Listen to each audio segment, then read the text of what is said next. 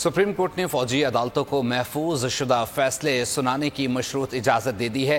सिर्फ उन केसेस के फैसले सुनाए जाएंगे जिनमें नामजद अफराद ईद से पहले रिहा हो सकते हैं। अटॉर्नी जनरल ने यकीन दहानी कराई कि कम सजा वालों को कानूनी रियायत दी जाएगी। मजीद जान लेते हैं जुल्करनैन इकबाल से। जुल्करनैन, अपडेट कीजिएगा। देखिए, जस्टिस अमीरुद्दीन खान की सरबराही में 6 रुकनी बेंच ने आज अपीलों पर समाअत की। अटॉर्नी जनरल ऑफ पाकिस्तान ने कहा कि गुज़श्ता एक मार्च में मुझे हिदायत की गई थी कि मुल्जिमान के हवाले से आगाह करूं, तो 15 से 20 मुल्जिमान ऐसे हैं या जिनके केसेस बरीयत के हैं या फिर उनकी कम सजा वाले हैं, जिनको जो कानूनी रियायत होती है, जो गिरफ्तारी का अरसा सजा में शुमार होता है और जो रमजान और ईद के ऊपर सजा में 2-2, 3-3 माह की रियायतें दी जाती हैं, वो करने के बाद उनको रिहा किया जा सकता है ईद से पहले।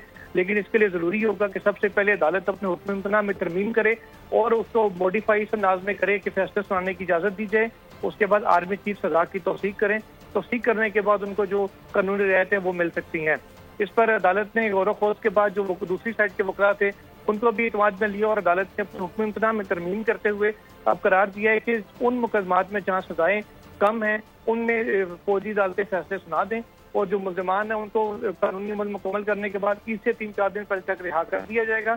इसके अलावा जो जिन मुल्जिमान के केसेस में 3 साल तक की सजाएं हैं उनकी तफसीलात तलब कर ली हैं अटॉर्नी जनरल ऑफ पाकिस्तान से और हिदायत की है अटॉर्नी जनरल ऑफ पाकिस्तान को कि जो अदालती आज के अहकाम हैं मुल्जिमान की रिहाई के हवाले से इन पर अमल दरामद रिपोर्ट इकबाल अपडेट करने के लिए।